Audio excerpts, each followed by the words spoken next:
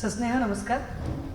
शिवसेना उद्धव बाळासाहेब ठाकरे पक्षाच्या वतीने सर्व डिजिटल आणि प्रिंट माध्यमांचे मनपूर्वक स्वागत. या पत्रकार परिषदेमध्ये माझ्या समवेत उपनेत्या आणि पक्षाच्या प्रवक्त्या सन्माननीय संजनाताई घाडी उपस्थित आहेत.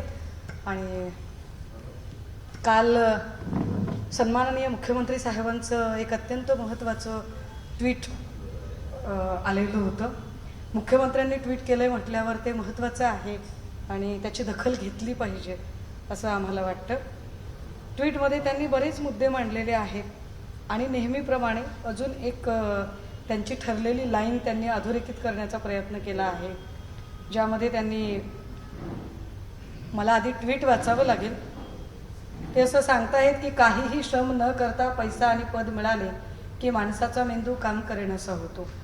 कदाचित त्यांच्यासमोरच्या 40 लोकांना बघूनही हे वाक्य त्यांना सुचलं असण्याची शक्यता नाकारता येत नाही. कष्टकरी श्रमजीवी यांच्याविषयी त्यांच्या मनात आस्था राहत नाही. तोंडात सोन्याचा चमचा घेऊन जन्माला आलेली माणसं तळागाळातल्या लोकांना त्यांच्या कामाला तुच्छ लेखतात. दुसऱ्यांना कायम हीन लेखण्यात, त्यांचा द्वेष करण्यात त्यांचे आयुष्य जाते. म्हणूनच त्यांना जोडे पुसणारी व्यक्ती कमी दर्जाची वाटते आणि त्यांचा ते अपमान करतात. जोडे पुसणारे गरीब असतील, पण ते तुमच्यापेक्षा कदाचित जास्त प्रामाणिक असतात, कारण ते स्वतःच्या मेहनतीची भाकर खातात. ते विश्वासघातकी नसतात. चहावाला, रिक्षावाला, टपरीवाला, वॉचमन हे समाजघटक नेतृत्वही करू शकतात. हेच ज्यांच्या पचनी पडत नाही त्यांना कायम पोटदुखी जडलेली असते. वडिलांच्या कर्तृत्वावर आयत्या रेघोट्या मारायलाही ज्यांना धड जमत नाही, त्यांच्या पात्रतेबाबत काही न बोललेलेच बरे. केवळ कुटुंबापुरता विचार करून आणि हपापलेपणाचा चष्मा घालून वावरणारी ही माणसे, धनसेवा हीच ईश्वर सेवा ही यांची वृत्ती आहे. परंतु संधी मिळेल तेव्हा ही तळागाळातील सामान्य माणसे या लोकांना मतदानातून जोडे मारतील हे नक्की. हे ट्विट सन्माननीय मुख्यमंत्री साहेबांनी केलंय. फार चांगलं ट्विट आहे. निश्चितपणे फडणवीस साहेबांच्या स्क्रिप्ट रायटरने इतकी चांगली स्क्रिप्ट लिहिलेली असेल याबद्दल माझ्या मनात तिळमात्रही शंका नाही. परंतु आता या निमित्ताने काही मुद्दे क्लिअर केलेच पाहिजेत असं आम्हाला प्रकर्षाने वाटतं. मला काही डॉक्युमेंट आपल्याला दाखवायचे आहेत की जोडे पुसण्याचा संदर्भ वगैरे त्यांनी फार काढलेला आहे. आजही ते काहीतरी बोलले की 2019ला जोडे पुसायला कोण गेलं होतं वगैरे. त्यामुळे काही मुद्दे मांडणं गरजेचं आहे. त्यातला एक महत्त्वाचा मुद्दा, सन्माननीय मुख्यमंत्री साहेब कायम स्वतःला सर्वसामान्य वगैरे सांगत आहेत. मला कळतच नाही आहे की सर्वसामान्य माणसाच्या शेतामध्ये कधी हेलिपॅड आणि हेलिकॉप्टर उतरलेले नाहीत. सन्माननीय मुख्यमंत्री महोदय ज्या गावात, दरेगावात राहतात, ज्या गावात नीट रस्ते नाही आहेत, त्या गावात मुख्यमंत्र्यांच्या शेतावर उतरायला मात्र अगदी 2-2 हेलिपॅड आहेत. हेलिकॉप्टरने ते जातात. कधीपासून सर्वसामान्य शेतकऱ्यांची आर्थिक अवस्था इतकी चांगली झाली याच्यावर मुख्यमंत्री महोदय आम्हाला मार्गदर्शन करतील.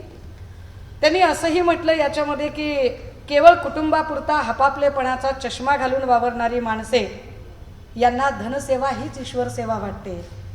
हे वाक्य सन्माननीय मुख्यमंत्री साहेबांनी आरशासमोर बघून म्हटले आहे का? कारण केवळ कुटुंबापुरता विचार करणाऱ्या माणसांच्या बद्दल जर आपण बोलत असाल तर मुळात वकूफ असणाऱ्या माणसांनी, मग ती एकाच कुटुंबातनं असली तरी ती चालू शकतात. म्हणजे नानासाहेब धर्माधिकारी, आप्पासाहेब धर्माधिकारी वकूफ असणारी माणसं आहेत. अगदी त्याच न्यायानं प्रबोधनकार ठाकरे हे प्रचंड वकुबाचं नाव होतं. प्रबोधनकार ठाकरे यांच्यानंतर वंदनीय बाळासाहेब हे तितकंच वकुबाचं नाव होतं. आणि त्यानंतरची चौथी पिढी सन्मान्य आदित्यजी सुद्धा स्वतःचा वकूब सिद्ध करत आहेत आत्ताच्या नव्या जनरेशनमध्ये. पण तरी सुद्धा स्वतःच्या कुटुंबापुरता विचार करणारी हपापलेली माणसं असं जेव्हा मुख्यमंत्री महोदय म्हणतात, तेव्हा सन्मान्य मुख्यमंत्र्यांच्या हे निदर्शनास आणून देणं गरजेचं आहे की भारत गोगावले यांचे सुपुत्र हे राजकारणात येतात. स्वतः मुख्यमंत्र्यांचे चिरंजीव श्रीकांत शिंदे साहेब हेही राजकारणात येतात. तिकडे रामदास कदम साहेबांचेही चिरंजीव राजकारणात येतात. कुटुंबासाठी हपापलेपणा कोण करत आहे याचं उत्तर मुख्यमंत्र्यांनी दिलं पाहिजे. कारण जर सर्वसामान्यांचा विचार करणारे मुख्यमंत्री महोदय असतील तर ठाण्यामध्ये बाकी सगळे लोक निर्बुद्ध, नालायक आणि मूर्ख आहेत का? कुणाचीच खासदारकीला निवडून येण्याची लायकी नाही आहे का? मुख्यमंत्री महोदयांचे एकमेव चिरंजीव त्यांच्या कुटुंबातली एकच व्यक्ती राजकारणासाठी सक्षम आहे का?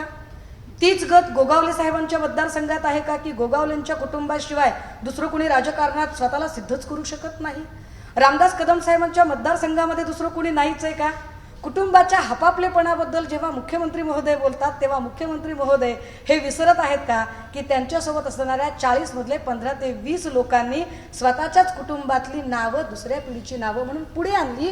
दस्तूर खुद्द मुख्यमंत्री महोदयांनी शिवसेना म्हणून जो पक्ष आणि चिन्ह ताब्यात घेतलेला आहे त्याच्यामध्ये जी नवीन मांडणी करता आहेत त्यात याच सगळ्या मंडळींच्या कुटुंबातले यांचे सगळ्यांचे चिरंजीव हे युवा सेना आणि इतर पदांवरती विराजमान आहेत. मग असं नाही का म्हणायचं की मुख्यमंत्री महोदय जे सांगत आहेत त्याच्यानुसार काय पक्षातल्या इतर लोकांनी सतरंज्या उचलायच्या का? पण व्हाईस वर्सा सन्माननीय मुख्यमंत्र्यांच्या लक्षात आणून दिलं पाहिजे की मी सर्वसामान्य आहे. जात धर्म लिंग सगळ्या अर्थाने मी अत्यंत उपेक्षित आहे. फार उपेक्षित आणि ग्रामीण भागातून आली. आता या पत्रकार परिषदेलाही उशीर होण्याचं कारण मी सर्वसामान्य कुटुंबातली आहे. इथपर्यंत पोहोचायला मला फार कष्टाने पोहोचावं लागलं.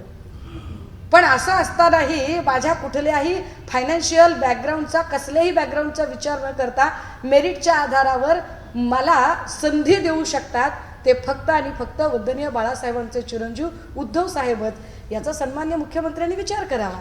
माझ्याकडे बोलण्यासारखे अनेक मुद्दे आहेत पण मी त्याच्या खोलात जात नाही. ते मी उद्या महाप्रबोधन सभेत मांडेल.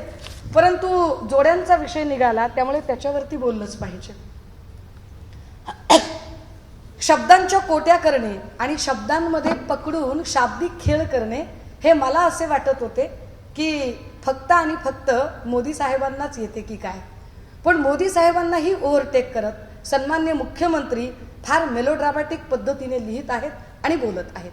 यांचे हे मेलोड्रामॅटिक बोलणं आणि लिहिणं हे जरा समजून घेण्याची गरज आहे की मुळात सन्माननीय उद्धव साहेबांनी जोड्यांचा जो विषय काढला तो का काढला हे एकदा सर्व महाराष्ट्रासहित सन्मान्य मुख्यमंत्र्यांच्या सुद्धा निदर्शनास आणून देणे गरजेचे आहे. माझ्या हातात एक ट्विट कॉपी आहे. ही देवेंद्र फडणवीस साहेबांनी त्यांच्या ऑफिशियल ट्विटर हँडलवर केलेलं ट्विट आहे आणि या ट्विटर हँडलवरचा जे ट्विट आहे ते असं आहे. It was an absolute pleasure to welcome host and meet Pou Chen groups vice president mister Yang Hsiao Tung and Taiwan's delegation this morning at my official residence in Mumbai was impressed by Po Chen Group's worldwide manufacturing prowess and process in delivering global standard goods. We had a detailed discussion on Po Chen Group's projects and plans to expand in India. Maharashtra eagerly awaits to welcome this one of the largest global shoe manufacturer to come invest in Maharashtra.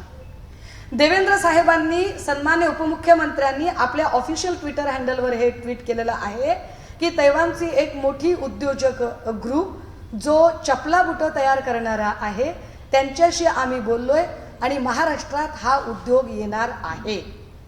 याच्यावरतीच पुन्हा सन्माननीय उदय सामंत साहेब यांचं official Twitter handle आहे आणि त्यांच्या official Twitter हँडलवरती अजून एक tweet आलेलं आहे जे मराठीत लिहिलेलं आहे आणि यात असं म्हटलंय. आज तैवानच्या पाऊ चेन ग्रुपच्या शिष्टमंडळासमवेत मुंबई येथे बैठक संपन्न झाली. राज्यातील गुंतवणुकी संदर्भात यावेळी सविस्तरपणे चर्चा करण्यात आली. यावेळी ग्रुपचे उपाध्यक्ष यांग सियातुंग, संचालक श्री बिली, श्री वेल्बर वांग, प्रधान सचिव हर्षदीप कांबळे व सर्व संबंधित अधिकारी उपस्थित होते. कशासाठीची आहे तर अत्यंत नामांकित पादत्राणे बनवणारी कंपनी ग्रुप इंडस्ट्री महाराष्ट्रात येणार होता. 2300 कोटीचा हा प्रोजेक्ट होता. 2300 कोटीचा चपला बुटं बनवणारा हा प्रोजेक्ट जरा मी याच्या संदर्भाने आता जरा पुढची प्रोग्रेस काय केली आहे म्हणजे बघा की उदय सामंत साहेबांनी देवेंद्र फडणवीस म्हणजे जस्ट 3 महिन्यांच्या खालची गोष्ट आहे. 3 महिन्यामध्ये अजून एक प्रोजेक्टची काय वाट लावली या लोकांनी जी पादत्राणेमधली नामांकित कंपनी. तर गायडन्स तमिळनाडूच्या पुन्हा एक अजून ट्विटर हँडल आहे त्याच्यावर एक ट्विट आहे. In the presence of honourable chief minister Thiru M K Stalin the government of Tamil Nadu signed on MOU with High Glory Footwear and subsidiary of Paw Chen Corporation, the world's largest branded footwear manufacturer, with an investment commitment of 2,302 crores. हे अत्यंत मान्यताप्राप्त इंग्रजी वर्तमानपत्रातलं ही बातमी आहे. या बातमीमध्ये असं म्हटलंय की Nike Puma makers take the China Chennai flight. महाराष्ट्रातला होऊ घातलेला 2,300 करोड रुपयांचा नामांकित पादत्राणे बनवण्याचा उद्योग, एक अत्यंत मोठा प्रोजेक्ट, ज्या प्रोजेक्टवर आता याच्यात देवेंद्र फडणवीस साहेब आणि उदय भाऊ असं म्हणूच शकत नाहीत की नाही हे आमच्या काळात नाही झालं, हे त्यांच्याच काळात झालं. कारण अच्छा किया तो हमने किया और बुरा किया तो नेहरू गांधी ने किया असं तिकडे मोदीजी कॅसेट वाजवतात आणि इकडे अच्छा किया तो मैंने और फडणवीस ने किया, बुरा किया तो सब ठाकरे ने किया. ही जी स्टाईल आहे यात हे सांगितलं पाहिजे की हे फडणवीस साहेब आणि यांचं पाप आहे की क्लिअर कट लिहिलं गेलंय की हा प्रोजेक्ट महाराष्ट्राकडे येणार होता. हे देवेंद्रजी मान्य करतात. हा प्रोजेक्ट तिकडे कसा गेला? महाराष्ट्राचं हित जपण्यासाठीच आम्ही सत्तेत आलेलो आहोत असं जर सन्माननीय मुख्यमंत्री आणि त्यांच्यासोबतचे 40 साथीदार सांगत असतील तर यांनी आतापर्यंत अनेक प्रोजेक्ट घालवले. आता जोडे बनवण्याचा प्रोजेक्ट होता साहेब, पादत्राणे बनवण्याचा, बोली भाषेत त्याला जोडेच म्हणतात. पादत्राणे बनवण्याचा प्रोजेक्ट इकडनं तिकडे जातो. हा कुणाचा नाकर्तेपणा आहे? या नाकर्तेपणावर महाराष्ट्राच्या हितासाठी प्रश्नच विचारू नयेत का? पण याला भावनिक वळण देण्यामध्ये पटाईत. कारण मोदीजींनी अशीच भावनिक वळणं आधी दिलेली आहेत की जेव्हा राहुल गांधीजी सांगत आहेत की बेटा कोइंसिडेंट कि जो भी यहाँ से पैसा चुरा कर भाग रहा है कोइंसिडेंटली उसका सरनेम मोदी क्यों होता है, तर हे लगेचच एका भावनिक वळणावर नेऊन ओबीसींचा अपमान झाला. मोदी म्हणजे ओबीसींचा अपमान झाला. भाजपाला जर खरंच ओबीसींचा सन्मान करायचा असेल तर ओबीसींची जातनिहाय जनगणना करून दाखवावी त्यांनी. भले शाबास, महाराष्ट्रातले ओबीसी त्यांच्या सोबत असतील, जातनिहाय जनगणना करण्याची त्यांची तयारी आहे का? आणि त्याच पद्धतीने जोडे पुसण्याच्या मुद्द्याला कुठून कुठे घेऊन जाताय? उद्धव साहेबांनी असे सांगितले की साधी जोडे बनवण्याची एक मोठा प्रोजेक्ट तिकडे येतोय. 2,300 कोटीचा प्रोजेक्ट इथे येत असताना निव्वळ आणि निव्वळ दिल्लीश्वरांचे जोडे पुसण्यात ज्यांचा वेळ जातोय त्यांच्यामुळे हा जोडे बनवण्याचा उद्योग निघून गेला आज घडीला तमिळनाडूला. यावर भाष्य केल्यावर मात्र पुन्हा एकदा ते सर्वसामान्य असण्याची कॅसेट वाजवतात. आता सन्मान्य मुख्यमंत्री साहेबांना एक अत्यंत महत्त्वाचे 1-2 प्रश्न की मुख्यमंत्री साहेबांनी ट्विटमध्ये असे म्हटले की टपरीवाला, रिक्षावाला, वॉचमन यांनी कधी राज्यच करू नये का? नक्की करावे ना. माझ्या कुटुंबात तर सगळे कष्टकरी लोक आहेत आणि कष्टकऱ्यांना कायम शिवसेनेने मोठं केलेलं आहे. परंतु टपरीवाला, रिक्षावाला, वॉचमन अशी कधी काळी ज्यांची पार्श्वभूमी असेलही आत्ता ती माणसं काय आहेत बरं? सन्मान्य मुख्यमंत्री साहेब रिक्षावाल्यांचे खरंच प्रश्न समजू शकतात का? रिक्षावाल्यांचे प्रश्न जर सन्मान्य मुख्यमंत्री साहेबांना समजत असतील तर पुणे मुंबईमध्ये रिक्षा CNG गॅसवर चालतात. CNGचे भाव कमी करण्यासाठी मुख्यमंत्री महोदय असे किती प्रयत्न करत आहेत? जी रिक्षा यांच्या सांप्रदायिक राजकारणामध्ये हिंदू मुस्लिमच्या दंगलीमध्ये रिक्षाचं नुकसान होऊ नये म्हणून एखादा रिक्षावाला आपली रिक्षा घराजवळ लावतो की त्या रिक्षाची मोडतोड होऊ नये, त्या दिवशी त्याची घरातली चूल बंद राहते. यावरती सन्मान्य मुख्यमंत्री कधी बोलतील बरं? आणि अगदीच महत्वाचे 40 पैकी ज्यांचे ग्वाही दिली जाते की होय आम्ही रिक्षावाले, आम्ही टपरीवाले, आम्ही गरीब. कशाला रिक्षावाले आणि टपरीवाल्यांना आपण बदनाम करताय जेव्हा की आपल्यापैकी आता कुणाची रिक्षा अशी असेल की जी महाराष्ट्रातल्या कुठल्याही रिक्षा स्टँडवर लागत असेल? आता 40 पैकी कोण असा असेल बरं बिचारा की जो खरंच टपरीवर काम करत असेल? आपण सोन्याच्या चमच्याची भाषा केली मुख्यमंत्री महोदय, परंतु योगेश गोगावले असतील, रामदास कदमांचे चिरंजीव असतील किंवा आमचे भाचे दस्तूर खुद्द डॉक्टर श्रीकांत शिंदे असतील, यांच्या तोंडात काय जर्मन किंवा प्लास्टिकचे चमचे आहेत का? ही सगळी तोंडात सोन्याचा चमचाच ठेवून आलेली माणसं आहेत आणि अत्यंत साधे सरळ प्रश्न आहेत.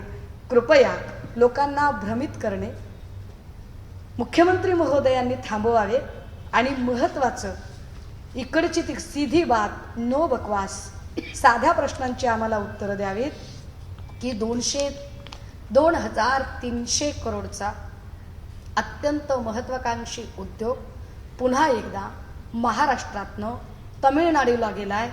यातमध्ये तुमचा दोष कसा नाही ते सांगा, कारण उद्योजकांशी बोलण्यापेक्षा तुमचा सगळा वेळ जर दिल्लीश्वरांच्या तिकडे मर्जी संपादन करण्यात जात असेल तर उद्विग्नतेने आपल्याला काय बोलायला हवे आपण शब्द सुचवा. मुळात इथे उद्योजक पैसे का गुंतवत नाहीयेत त्याचं सगळ्यात महत्वाचं कारण कायम इथलं महाराष्ट्रातलं वातावरण राजकीय दृष्ट्या अस्थिर ठेवण्याचा प्रयत्न जो मोदी आणि शहा साहेबांकडून होत आहे. मोदी साहेबांच्या नजरेत त्यांना महाराष्ट्र अस्थिर ठेवायचा आहे. इतका जर महाराष्ट्र अस्थिर राहिला तर कुठलाही उद्योजक इथे गुंतवणूक करण्यासाठी पुढे सरसावणार नाही. त्यामुळे आत्ता जे घडत आहे त्याला सर्वस्वी जबाबदार सन्माननीय मुख्यमंत्री शिंदे साहेब, सन्माननीय मुख्यमंत्री फडणवीस जे आहेत. जर हे म्हणणं खोटं असेल तर यावर निश्चितपणे मी सशर्त माफी मागायला तयार असेल, पण आधी या सगळ्या प्रश्नांची उत्तरं त्यांनी द्यावीत. आणि माध्यमांच्या समोर हेच आम्हाला स्पष्ट करायचे होते की जोड्यांचा कारखाना, जोडे पुसणे या सगळ्या शाब्दिक कोट्यांना ते ज्या वळणावर घेऊन जातात तिकडे जाण्यापेक्षा जोडे बनवण्याच्या उद्योगाचे काय झाले यावर फक्त इथे मांडणी करणे गरजेचे होते. Thank you so much.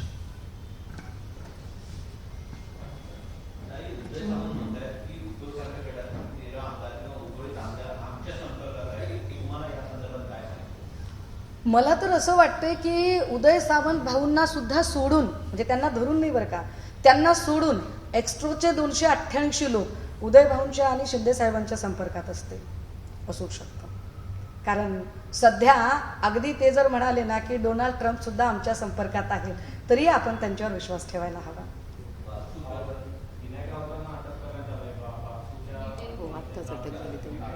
हां, बरं झालं आपण त्याच्यावरती आलात. ते बारसू प्रकरणातलं जे तिकडचे जे पोलीस अधिकारी आहेत यांच्या बहीणबाई, पोलीस अधिकाऱ्यांच्या बहीणबाई, माझ्याकडे त्याची माहिती आहे पण प्रिंट मी काढायला विसरले, सॉरी, घाडगे ताई आहेत, ज्या छानपैकी शिंदे गटाच्या बीड जिल्ह्याच्या संघटिका आहेत, शिवसेनेत प्रचंड कार्यरत आहेत. त्याचे फोटोग्राफ आपल्याला हवे असतील तर मी प्रिंट काढून द्यायला तयार आहे. मला याच्यावर काही वेगळं भाष्य करायची नाही, गरज नाही आहे की काय पद्धतीने राजकीय हस्तक्षेप यात वाढत आहेत. की एकीकडे जो पोलीस अधिकारी विनायक राऊत साहेबांची गाडी अडवतो त्याच पोलीस अधिकाऱ्यांच्या बहीणबाई इकडे शिंदे गटात मोठ्या पदावर काम करत असतात. हा नुसताच योगायोग आहे की याच्या पाठीमागेही काही कारणं आहेत. मला वाटतं शोध पत्रकारितेसाठी खरंच आपल्या सगळ्यांना वाव आहे. पण बारसू प्रकरण असेल, पालघरचं प्रकरण असेल, ज्या पद्धतीने पोलीस अरेरावी करत आहेत, जबरदस्तीने प्रकल्पग्रस्तांना घरातनं बाहेर ओढून काढलं जाते, हे महाराष्ट्राच्या हिताचे आहे का? लोक ठरवतील ना आमचा विकास करायचा की नाही. लोक म्हणतील की आम्हाला काही विकास किंवा आम्हाला उद्योग हवेत की नाही, आम्हाला प्रकल्प हवा की नाही. जर लोकांची इच्छा नसेल तर तुम्ही जबरदस्ती कशी काय करू शकता? बारसू रिफायनरी परिसरामध्ये ज्या लोकांची जमीन आहे, मला त्याचंही फार आश्चर्य वाटतं, माझ्याकडे तीही यादी आहे की जमिनीसाठी शासनाकडे आता 40 लाख रुपये एकरी भाव मागणारे काही लोक आहेत. त्यांची यादी याच्या आधी पुढारीमध्ये प्रसिद्ध झालेली आहे. मी पुन्हा एकदा वाचून दाखवली पाहिजे कारण ही नावं महत्त्वाची आहेत. ही नावं मी पुन्हा लिंकेड आणि इकडे तिकडे जाऊन त्याची माहिती जमा केली की ही कोण कोण माणसं आहेत. यातलं एक नाव आहे दुर्गा अनिल कुमार डोंगरे, ज्यांची 137 गुंठे जमीन या रिफायनरीच्या परिसरामध्ये आहे. अखिलेश गुप्ता आणि नमिता गुप्ता 92 एकर जमीन आहे रिफायनरीमध्ये. कोण आहेत बरं अखिलेश गुप्ता आणि नमिता गुप्ता? ऑफिसर आहेत, IRS अधिकारी. मला कळलं नाही बाबा एवढा अधिकाऱ्यांना पगार असतो का की 92 एकर जमीन विकत घेऊ शकतात. मी गरीब माणूस आहे, अडाणी आहे. किरीट भाऊंना याच्यातलं जास्त कळतं. म्हणजे किरीट भाऊ आता प्रेस घेणार आहेत आणि ते काहीतरी नसलेल्या 19 बंगल्याचं हडप्पा मोहेंजोदडो मधून उत्खनन करणार आहेत. तर किरीट भाऊंनी जरा हे 92 एकरचं काय प्रकरण आहे जरा समजून घेतलं पाहिजे. आणि हे जे अधिकारी आहेत अखिलेश गुप्ता आणि नमिता गुप्ता ज्यांची 92 एकर जमीन आहे आणि जे आता एकरी 40 लाख रुपयाचा भाव रिफायनरीच्या तिथली जमीन सोडायला मागत आहेत, यावर त्यांनी बोललं पाहिजे. आकांक्षा वाकाळकर 113 गुंठे, धार्मिल झवेरी 3 हेक्टर, सोनल शहा 7.5 हेक्टर, निकेश शहा 156 गुंठे, Vikesh Shah 3 hectare, Rupal Shah 4 hectare, Aparna Shah 10 hectare, Devendra Sharma 4.5 hectare, Anuradha Reddy 5 hectare. त्याच्यात मराठी नावं किती आहेत त्याचंही जरा चेक केलं गेलं पाहिजे. Sonal Shah 2 hectare, Shrikant Mishra 2 hectare, Devendra Sharma 6 hectare, Shashikant Shah 4.5 hectare, Narendra Sisodia 4.5 hectare. आणि last but not the least, सध्या भाजपाशी संपर्कात असलेले आणि काँग्रेसकडून राजीनामा देऊन बाहेर पडलेले माजी आमदार आशिष देशमुख 18 एकर. आता हे सगळेजण मागता आहेत 40 लाख एकरी भाव. फार चांगलं मस्त चाललंय. म्हणजे शिंदे फडणवीसांच्या फांदीवर या सगळ्यांचं फारच मस्त चाललेलं आहे. याच्यावर काय भाष्य करणार असतील हेही एकदा उत्तरं दिली गेली पाहिजेत. राहिला प्रश्न आमचा, तर शिवसेनेला संघर्षाची सवय आहे. जेल केसेस शिवसेनेसाठी नवीन नाहीये. आम्हाला विनायक राऊत साहेबांवरच्या केसेस किमान या लोकांच्या सारख्या भावना गवळी किंवा यांच्यासारख्या पैसे लपवण्यासाठीच्या केसेस आणि नोटीस नाहीत. जनहिताच्या आणि लोकांच्या प्रश्नासाठी जर केसेस अंगावर पडत असतील तर राऊत साहेबच काय, आम्ही प्रत्येकजण अशा असंख्य केसेस अंगावर घ्यायला तयार आहोत. रिफायनरीच्या मुद्द्यावर बारसू सोलगावच्या प्रकरणात शिवसेना ठामपणे प्रकल्पग्रस्तांच्या बाजूने उभी आहे.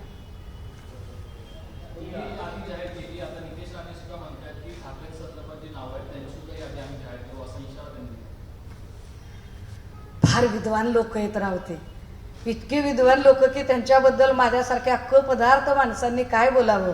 कारण बघा, कपडे फाडाफाडीची भाषा करणारी माणसं आमच्या गावाकडच्या भाषेत येडायच का बे, कपडे फाडायलाच का असं म्हणतात. काय करणार, तर असे कपडे फाडणारी, इकडे एकूण जळगावचा दगडं मारणारी.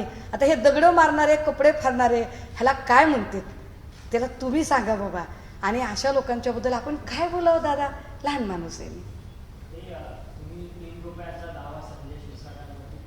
जी त्यावरती संजय शिरसाट म्हणतात की जर त्यांनी वैयक्तिक टीका आमच्यावरती केली तर राजकारण वगैरे सोडून मीही त्यांना सडकवर उत्तर द्यायला तयार आहे. आणि तुमच्याच भाषेत म्हणायचं गेलं तर गोलमाल आहे भाई, सब गोलमाल आहे असू शकतं. हल्ली काय झालंय, ज्यांना मंत्रिपदं मिळालेली नाहीत त्यांची प्रचंड धडपड आहे आलमपणाची मर्जी संपादन करण्यासाठी.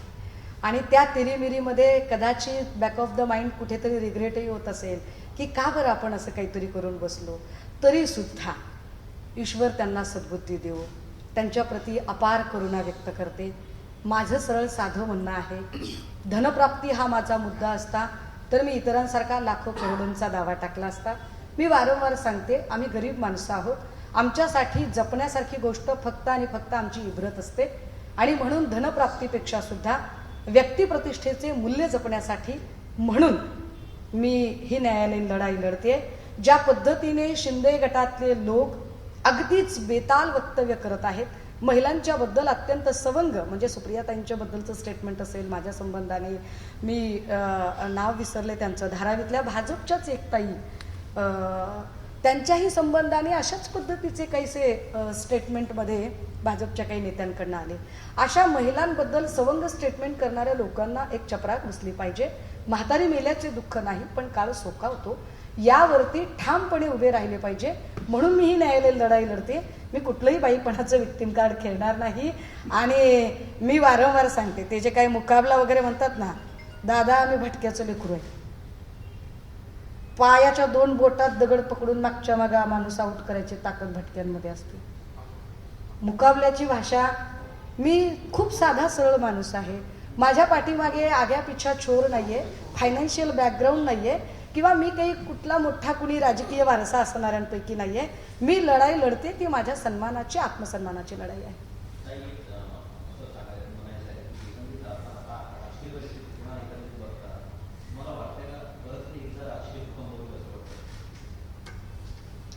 महाविकास आघाडी अभेद्य आहे हे आमचं प्रमाण वाक्य ठरलेलं आहे.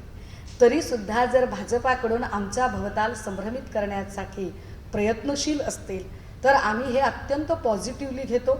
हे खूप सकारात्मकतेने आम्ही घेतो की ज्या अर्थी भाजपा इतक्या सक्रियतेने महाविकास आघाडीमध्ये मनभेद कसे निर्माण होतील, शंकाकुशंकेचं वातावरण कसं निर्माण होईल यासाठी ते प्रयत्नशील आहेत. याचा अर्थ निश्चितपणे महाराष्ट्राचा कल महाविकास आघाडीच्या बाजूने आहे हे मनोमन शिंदे फडणवीस यांनी मान्य केले आहे. पण एक मात्र नक्की की आमचं तर सोडा, आम्ही सगळे एकत्र लढणार आहोत. पण मी मागेही म्हटलं की गुजराती वर्तमानपत्रामध्ये शिंदे साहेबांच्या संबंधाने आलेली बातमी आणि जे काही मला थोडंफार कळलं की आता मध्ये साताऱ्याला बहुतेक मुख्यमंत्री साहेब पूजा करायला गेले होते.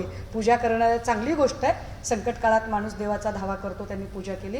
परंतु फडणवीस साहेबांची जी वाढती नकारात्मक छबी आहे ती नकारात्मक छबी पाहता निश्चितपणे त्यांनी कितीही पुन्हा येईन म्हटलं तरी भाजपा त्यांना पुन्हा आणण्यासाठी उत्सुक असेल असे नक्की वाटत नाही. मग काय सांगावे, आपण म्हणताय तसे भूकंप म्हणून विखे पाटलांच्या कोपराला जो गुळ लावलेला आहे तो कदाचित खरा होऊ शकेल.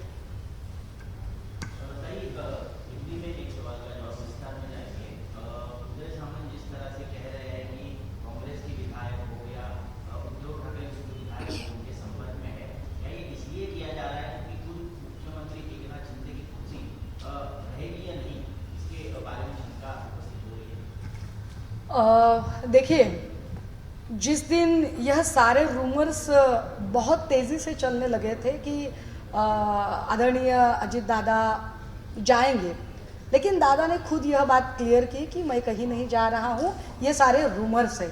लेकिन उसी वक्त 3 लोगों ने प्रेस ली थी. एक कोई संभाजी नगर का कोई एमएलए था, मेरे ख्याल से शंभूराजे देसाई भी थे, और तो 2-3 लोगों ने प्रेस ली और 2-3 लोगों ने एकदम से कहा कि नहीं नहीं नहीं, हम एनसीपी के साथ नहीं जाएंगे, एनसीपी के साथ हमें नहीं जाना है. लेकिन तभी अभी कल का भी स्टेटमेंट है सुधीर मुनगंटीवार जी का कि वो कह रहे हैं कि एनसीपी आती है तो हम उनका तहे दिल से स्वागत करना चाहेंगे. अब मेरी समझ में नहीं आ रहा है कि सेना और एनसीपी जब साथ रहते हैं तो हिंदुत्व खतरे में आता है, लेकिन जब बीजेपी एनसीपी को बुलाती है तो क्या हिंदुत्व का सम्मान होता है? तो ये जो सारी चीज़ें चल रही है, इसके चलते उदय भाऊ जिस तरह के स्टेटमेंट कर रहे हैं, इससे लगता तो ये है कि शिंदे गुट की जो कुर्सियां हैं वो काफ़ी हिल रही है, और इतनी हिलती कुर्सियां ठीक ठाक करने के लिए एक तरह से वो आगाह कर रहे हैं लोगों को कि देखो भाई, हमारा हाथ छोड़ सकते तो आपका भी छोड़ सकते हैं. यकीनन शिंदे गुट में यह बात पक्की बैठ गई है कि बीजेपी शिंदे गुट का हाथ कभी भी मझधार में छोड़ सकती है, क्योंकि सेना को सत्ता से नीचे खींचना, सेना का नाम और चुनाव चिन्ह हटाना, यह जहाँ तक यूटिलिटी थी वो अब खत्म हो चुकी है. तो मुझे नहीं लगता कि आगे, और जिस तरह से इनकी एक निगेटिव छवि बनती जा रही है, तो बीजेपी नहीं चाहेगी कि ऐसे निगेटिव लोगों को साथ लेकर वो इलेक्शन लड़े, बिल्कुल नहीं चाहेगी. सुषमा, काही प्रश्न आहेत. तुम्ही म्हणाल जसं विक्टिम कार्डचा विषय नाही आहे, महिला असायलाच पाहिजेत राजकारणात, त्या पद्धतीने बोलायला पाहिजे. आम्ही जेव्हा प्रश्न मुख्यमंत्र्यांना विचारला, जसं तुम्ही म्हटलं की चोर म्हटल्यावर जर राहुल गांधींचं खासदारकी जात असेल आणि अब्दुल सत्तारांनी इतक्या शिव्या दिल्यानंतर जर ठेवत असतील तर ते म्हणाले मी तपासून बघतो इतक्या दिवसानंतर. आणि आत्ता पण तुम्ही जसं म्हणाले की तुमच्याबद्दल असेल, ठाण्यामध्ये तुम्ही ज्यावेळी तक्रारी केल्या, तुम्ही मेळावे घेताय, सभा घेताय, पण विरोध करताना महाविकास आघाडी ताकद, मागे मी अजितदादांना प्रश्न विचारला होता की आपण कुठेतरी कमी पडतोय. कारण आत्ता जेव्हा शीतल म्हात्रेंच्या बद्दलचा तो व्हिडिओ त्यांनीच लाईव्ह केला होता, तो त्यांनी काढला, त्यावेळेला शिवसेनेचे त्यांनीच लाईव्ह केला होता, हे तुम्ही कमिट केलं, हे फार चांगलं. थँक्यू ताई, थँक्यू. वा वा, ते जग जाहीर आहे. शिवसेनेच्या काही तरुण मुलांना जेलमध्ये टाकलं गेलं होतं. त्यानंतर तुमच्याकडनं काहीही कारवाई झाल्याची दिसत नाही. कारण काय होतं, ते हल्ला करून, हे बघा, जनता आहोत, त्यांच्या दृष्टीने मी प्रश्न विचारले नाही, मी आपल्या पूर्ण करू द्या. या सगळ्या गोंधळामध्ये हे कळत असेल तर आपण आता जर म्हणतोय परिवर्तन होईल होईल, पण किती दिवस लोकांशी खेळणार आहे? त्यांना Exactly. राजधर्म आहे की नाही? आणि तुम्हाला जर महाविकास आघाडी म्हणून उभं राहायचं असेल तर फक्त बैठका, सभा आणि प्रेस कॉन्फरन्स घेऊन पुरेसं होणार आहे का? कारण ते कुठेही हलत नाहीये. एक्झॅक्टली आपण जे म्हणालात की या सगळ्यांमध्ये लोकांचं नुकसान होतंय. काल सन्माननीय उद्धव साहेबांनी जो जोड्यांचा उल्लेख केला तो याच अर्थाने की तुम्ही इकडे मर्जी संपादन करण्यामध्ये व्यस्त आहात, पण इकडे जोडे बनवण्याचा एक मोठा उद्योग महाराष्ट्रातनं तिकडे गेला, हे लोकांचं नुकसान होतंय. मात्र मी अजून एका मुद्द्याकडे आलं पाहिजे की जेव्हा माझ्या संबंधाने स्टेटमेंट आलं, अत्यंत चीप स्टेटमेंट शिंदे गटाच्या आमदाराकडून आलं, तेव्हा अत्यंत प्रामाणिकपणे NCPच्या रुपाली चाकणकर यांनी महिला आयोगाकडनं नोटीस काढली. माझ्यासाठी सुप्रियाताईंनी स्वतंत्रपणे सन्मान्य मुख्यमंत्र्यांना पत्र लिहिले. माझ्यासाठी रुपाली ठोंबरे या ठामपणे मैदानात उतरल्या. किंवा तिकडे काँग्रेसच्या नेत्या यशोमतीताई असतील, यांनी ठामपणे ही भूमिका मांडली. म्हणजे महाविकास आघाडी म्हणून माझ्या पाठीशी इतर पक्षातल्या महिला किंवा नेते, इव्हन अजितदादांनी सुद्धा त्या काळात काही अधिकाऱ्यांना फोन केले, ते सगळे ठामपणे उभे राहिले. पण याच्या पलीकडे आपण काय करू शकतो? नोटीस काढणे, मागणी करणे, पत्र लिहिणे, जाऊन भांडू, कपडे फाडण्याची भाषा नाही ना मी करू शकत. माझ्यावर फार चांगले संस्कार आहेत माझ्या आईवडिलांचे, नेतृत्वाचे. त्यामुळे जसे आमचे राणेसाहेबांची पोरं जशी कपडे फाडण्याची, दगडं मारण्याची असंस्कृत आणि असभ्य भाषा करतात, ही असभ्य भाषा आम्ही नाही करू शकत. आम्ही एक सनदशीर मार्गाने लढाई लढू शकतो, ती लढाई लढत आहोत. पण जसं म्हणतात की सत्तेपुढे शहाणपण चालत नाही, तसं ते चालत नाहीये. माहिती घेऊ असं ते म्हणताहेत, जणू काही मग सत्तार साहेब बोलले नाही, त्यांच्या मागून एक आकाशवाणी झाली, असंच त्यांना म्हणायचं असेल. आता माझ्या संबंधाने एवढं सगळं केल्यानंतर एका अधिकाऱ्याची चौकशी समिती नेमली असं काहीतरी सन्मान्य मुख्यमंत्र्यांनी सांगितलं, पण तो अधिकारी कोण हे मला अजूनही माहिती नाही. समिती नेमून म्हणे 15 दिवस झालेत, पण या अधिकाऱ्याकडून मला कसलाही कुठल्याही पद्धतीची नोटीस आली नाही, विचारणा केली गेली नाही, चौकशीसाठी बोलावलं नाही. मला माहितीच नाही की ती काय चौकशी समिती आहे की काय नाही ते, आणि त्याच्यावर आमचा ऑनेस्टली फार विश्वासही नाहीये. पण मग आता हे किती दिवस चालणार असा जो तुमचा पुढचा प्रश्न आहे, तर आम्ही तेच म्हणतोय की हे किती दिवस चालणार? 1-1.5 वर्ष झालं तुम्ही प्रशासक बसवून ठेवलेले आहेत, कुठलेच इलेक्शन तुम्ही घेत नाही आहात. भीती वाटते का? तर निश्चितपणे शिंदे फडणवीसांना भीती वाटते. परंतु निवडणुकांची वाट बघण्याशिवाय आमच्याकडे आत्ता सध्या तरी आम्ही फार तर लोकांमध्ये जनजागृती करू शकतो, संवैधानिक चौकटीचं महत्त्व सांगू शकतो आणि लोकांमध्ये सांप्रदायिक दंगली वाढणार नाहीत यासाठी. कारण मी अजून एकदा आठवण करून दिली पाहिजे, खारघर दुर्घटनेच्या नंतर ज्या लोकांचे मृत्यू झाले त्यावरती राजकारण करू नका असं म्हणणारी जी मंडळी आहेत ती विसरत आहेत की कोविडच्या काळामध्ये CM केअरच्या ऐवजी PM केअर फंडला पैसे देणारे हेच लोक होते. परंतु किती बायस्ड आणि किती सिलेक्टिव्ह लोक असतात. एकीकडे साध्या गोष्टीवरून 354 म्हणजे नवनीत राणा आणि रवी राणा यांना घोषणा देऊन आंबेडकर जयंतीतून परतवून लावणारे राकेश वानखेडे यांच्यावर काल 353-354चे गुन्हे दाखल केले काही कारण नसताना. अमरावतीमध्ये काय वाईट पद्धतीचं राजकारण चालू आहे, त्यांच्यावर ते गुन्हे दाखल झालेले आहेत. दुसरीकडे सिलेक्टिव्ह पद्धतीने वागताना त्याची जात आणि धर्म बघितली जाते. म्हणजे बिल्किस बानो मुस्लिम आहे का, तर तिच्या आरोपींचा सत्कार करू, आम्ही त्याला बघणार नाही. अजून एक आहे घटना नांदेडमधली आहे. शिरूर ताजबनमध्ये 23 नोव्हेंबरला एक मोठी दुर्घटना घडली, बस पेटली आणि पेटत्या बसमध्ये अजहर शेख नावाच्या माणसाने जीवाची पर्वा न करता तो बसमध्ये चढला. 14 माणसं त्याने बाहेर काढली, त्यात तो 65% जळालाय. सरकारने एका अक्षराने त्याच्याबद्दल वाच्यता केलेली नाही ना त्याला कुठली मदत दिलेली आहे. तो अजूनही तिकडे उपचार घेत आहे. मला वाटतं हे खरे महाराष्ट्राचे भूषण लोक आहेत जे 14 लोकांचे जीव वाचवत असतात. परंतु जे अत्यंत बायस्ड आहेत, प्रिज्युडाइज्ड मेंटॅलिटीने वावरणारे लोक आहेत, त्यांच्याबद्दल आपण काय बोलणार? नाही, अमृता वहिनींचं म्हणणं मी काही फार गांभीर्याने घेत नाही. आमच्या ग्रामीण भागात ननंद भाऊजे यांची अशी छोट्या मोठ्या कोपरखळ्या चालत राहतात. सो बस ती एक की बाबा तुमच्या माझ्यामध्ये फार जमीन आसमानचा फरक आहे. तुम्ही सगळी कॉर्पोरेट जगतातली माणसं आहात, आम्ही दर्याखोऱ्यातली अगदी खुरपण तुरपण नांगरणी शेतातलं काम करणारी माणसं आहोत, त्यामुळे त्यांची लाईफस्टाईल आणि आमची लाईफस्टाईल एकत्र असूच शकत नाही. हा, पण काल ज्या पद्धतीने त्या मुलाखत घेत होत्या त्यावरून मराठी वाचवाचा ध्यास घेणाऱ्या नेत्याला मराठीच्या भवितव्याबद्दल निश्चित चिंता वाटली असेल, हे मात्र खरं. एबीपी माझा, उघडा डोळे बघा नीट.